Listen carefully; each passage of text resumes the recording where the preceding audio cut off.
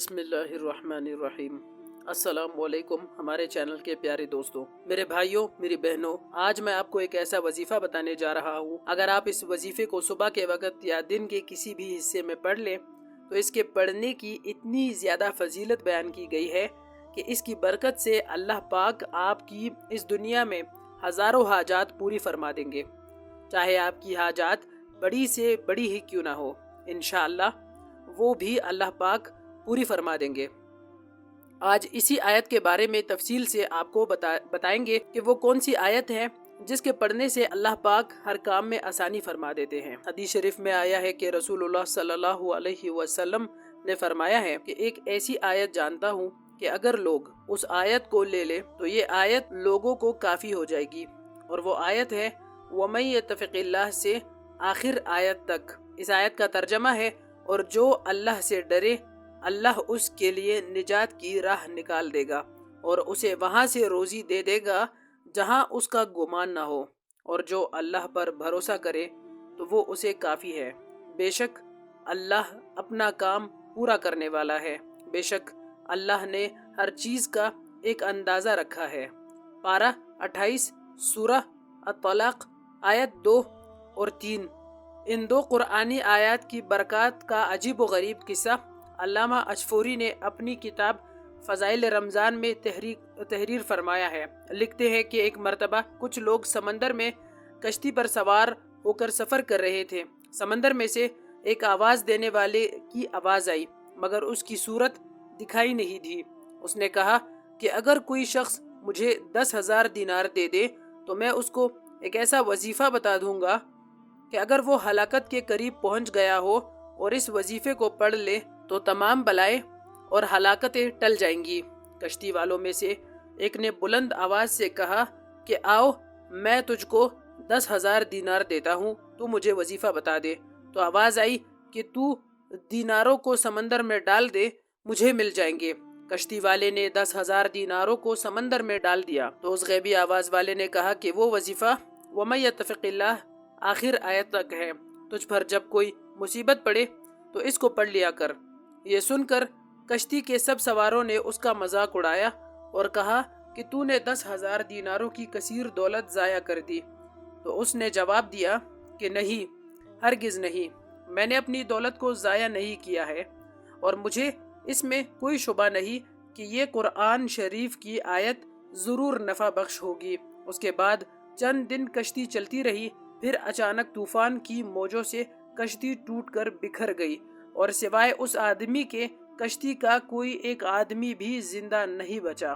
یہ کشتی کے ایک تختے پر بیٹھا ہوا سمندر میں بہتا چلا جا رہا تھا، یہاں تک کہ ایک جزیرے میں اتر پڑا اور چند قدم چل کر یہ دیکھا کہ شاندار محل بنا ہوا ہے اور ہر قسم کے موتی اور جواہرات وہاں پڑے ہوئے ہیں، اور اس محل میں ایک بہت ہی حسین عورت اکیلی بیٹھی ہوئی ہے، اور ہر قسم کے میوے اور کھانے کے سامان وہاں رکھے ہوئے ہیں۔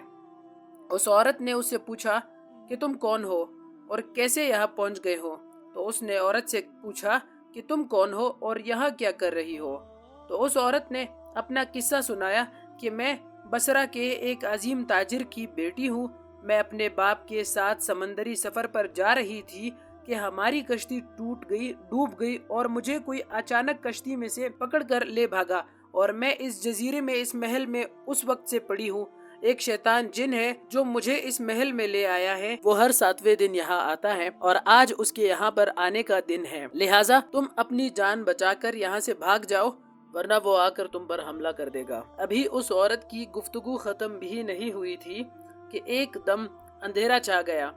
تو عورت نے کہا کہ جلدی بھاگ جاؤ، وہ آ رہا ہے، وہ تم کو ضرور ہلاک کر دے گا۔ چنانچہ وہ آ گیا اور یہ شخص کھڑا رہا، مگر جو ہی شیطان اس کو دبوچنے کے لیے آگے بڑھا تو اس نے وظیفہ پڑھنا شروع کر دیا، تو وہ شیطان زمین پر گر پڑا اور ایسی زور کی آواز آئی کہ گویا پہاڑ کا کوئی ٹکڑا ٹوٹ کر گر پڑا ہو، اور وہ شیطان راکھ کا ڈھیر ہو گیا۔ تو اس عورت نے کہا کہ اللہ تعالیٰ نے تم کو فرشتہ رحمت بنا کر میرے پاس بھیج دیا ہے، تمہاری بدولت مجھے اس شیطان سے نجات ملی۔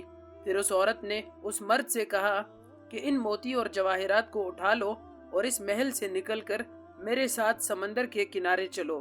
اور کوئی کشتی تلاش کر کے یہاں سے نکل چلو۔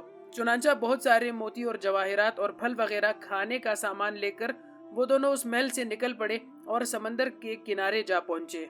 جیسے ہی یہ دونوں سمندر کے کنارے پہنچے تو وہاں سے ایک کشتی گزر رہی تھی جس کا منزل بصرہ کی طرف تھا۔ وہ کشتی منزل طے کر رہی تھی تو دونوں اس کشتی میں سوار ہو کر بصرہ پہنچے۔ لڑکی کے والدین اپنے گم شدہ بیٹی کو پا کر بے انتہا خوش ہوئے اور اس مرد کے شکر گزار ہو کر اس کو عزت اور احترام کے ساتھ اپنے گھر میں مہمان رکھا۔ پھر لڑکی کے والدین نے پوری سرگشت سن کر دونوں کا نکاح کرا دیا اور دونوں میاں بیوی بن کر رہنے لگے، اور تمام موتی اور جواہرات جو دونوں جزیرے سے لے کر آئے تھے وہ دونوں کی مشترکہ دولت بن گئی۔ اور اس عورت سے خداوند تعالی نے اس مرد کو چند اولاد بھی دے دی اور وہ دونوں بہت ہی محبت اور الفت کے ساتھ خوشحال زندگی بسر کرنے لگے۔ تو میرے بھائیوں، میری بہنوں، اس واقعے سے معلوم ہوتا ہے کہ اعمال و وظائف قرآنی میں بڑی بڑی تاثیرات ہیں، مگر شرط یہ ہے کہ اس کے بارے میں عقیدہ صاف رکھا جائے اور اعمال کو صحیح طریقے سے پڑھا جائے، اور زبان گناہوں کی آلودگی اور لقمہ حرام سے محفوظ اور پاک و صاف ہو، اور عمل میں اخلاص، نیت اور شرائط کی پوری پابندی بھی ہو، تو انشاءاللہ تعالی قرآنی اعمال سے بڑی بڑی اور عجیب تاثیرات کا ظہور ہوگا، جس کی ایک مثال آپ نے سن لی۔ تو میرے بھائیوں، میرے بہنوں، امید کرتا ہوں کہ آپ کو آج کی یہ ویڈیو اور یہ کارگزاری پسند آئی ہوگی۔ اگر آپ کو ویڈیو پسند آئی ہے تو آپ سے گزارش ہے کہ آپ اس ویڈیو کو سوشل میڈیا پر اپنے دوستوں کے ساتھ شیئر کریں۔ یہ بہترین صدقہ جاریہ ہے کہ اگر آپ کو نبی کریم صلی اللہ علیہ وسلم کی حدیث مبارکہ اور اچھی بات جس سے ہزاروں مسلمانوں کی اصلاح ہو سکے، وہ آپ کے ذریعے، آپ کے بدولت دوسروں تک پہنچ جائے تاکہ وہ اس پر عمل کر سکے۔ تو میرے بھائیوں، میرے بہنوں، آپ سے اجازت چاہتا ہوں۔ آپ سے ایک اور ویڈیو میں ملاقات ہوگی۔ اپنا خیال رکھیے گا۔ اللہ حافظ۔